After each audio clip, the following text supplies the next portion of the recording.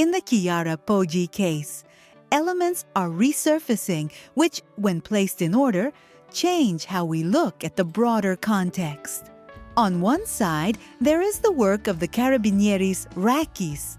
It reportedly sifted through seized documents and also audio recordings made in a car from which an ideal world would emerge. Tribes, hunting, many women available, references to sexual practices, and above all, an idea in which family ties matter little. No single detail explains everything, but it helps outline a profile. In that narrative, there is little respect for a woman's will, also because he allegedly followed online figures with domineering attitudes toward women. And this, linked to what has been said about computers, videos, and fantasies, could become an important piece. On the other side, there is Kiara.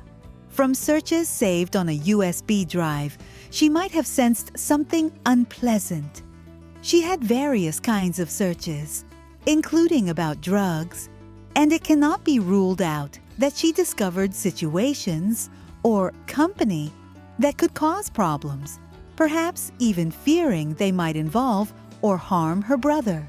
We do not know for sure, but the hypothesis is that the combination of these factors could have sparked a sudden, uncontrollable rage. Then there are the practical points, the heavy ones. How do you get into the house, and how do you disable the alarm? The fact that the TV volume was turned down suggests perceived noises and an instinctive gesture to listen better. So someone might have been in the house, or might have approached without being noticed. And here, odd signals from the previous night return. Lights on unusually at the grandmother's house until around 2 a.m. And right around that time, a white car parked nearby leaving. There is also a precise data point. At 1:52, the gate alarm is recorded as being deactivated and then reactivated shortly afterward. Who carried out that test? Kiara? Unlikely. Alberto would already have left, and it would make little sense to talk about cats at that hour. It seems more plausible to think of someone with a remote control. That said, the scientific data still leads to a fixed point. Everything cannot be placed during the night. Rigor mortis does not appear to have fully set in, so the event, with high probability, took place in the morning. Now, decisive technical elements are awaited, BPA, and above all the results connected to Dr. Cataneo. And then there is the chapter of the jewelry. Anklet, pendant, earring. What do they mean? Professor Fabri reportedly said that DNA had been extracted from the anklet and should still be preserved. Yet it is unclear why, if it truly exists, it was not analyzed. But today, those objects have been returned to the Poggi family and have been handled. Reopening them now with private or late examinations risks providing neither guarantees nor solid contributions.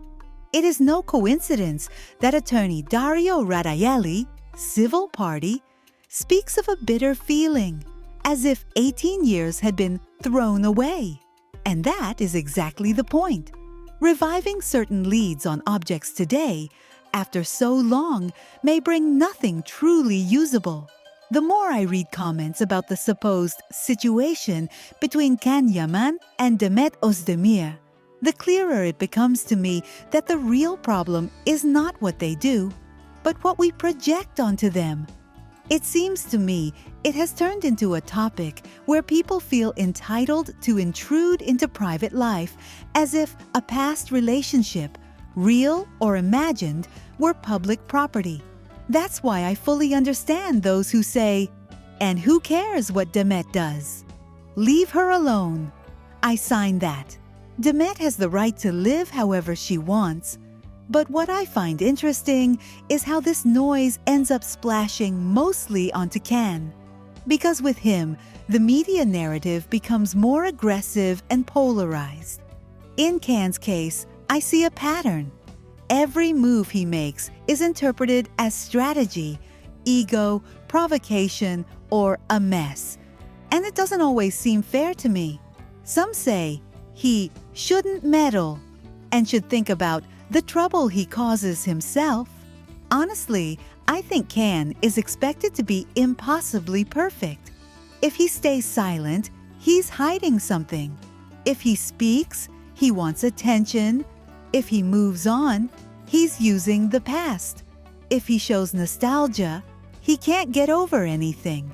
It feels like whatever he does, there is always a negative reading ready. And that, in my view, has more to do with the gossip machine than with his real character. I also find the idea that there is more industry here than romance quite plausible.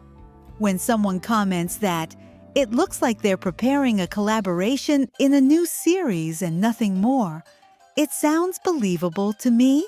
In television, rumors sell, and iconic couples from the past are perfect bait.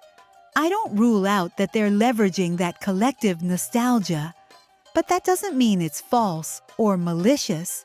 It means the public reacts, and production companies know it. Still, it bothers me when Can is treated as if everything he does is cold calculation, because sometimes it feels like he's simply living his life under a microscope. And on the topic of love, I'm struck by how some people compare what Can says or feels for Demet with other relationships. Like when someone suggests his love for Demet would be the same as what he felt for someone else and asks, what is he talking about? I see it differently. To me, one thing is genuine affection for someone with whom you shared huge success and an intense period. Another is wanting to turn it into an endless script. Can remember fondly, avoid the topic, even feel uncomfortable, and none of that should be used as a weapon. What I don't like is the need to humiliate him or reduce everything to drama, as if his emotional life were a 24/7 show. In the end, my conclusion is fairly simple. I think Yaman carries a media label that keeps following him and that distorts anything connected to Demet. If there's a professional project, great, let them work, period. If there's nothing, that's fine too. Let each person follow their own path. But what seems unfair to me is that Can is always viewed through prejudice, either as the villain or as obsessed, when in reality, it's most likely he's trying to do what anyone would: move forward, protect his privacy, and not live chained to a story that people insist on rewriting for him.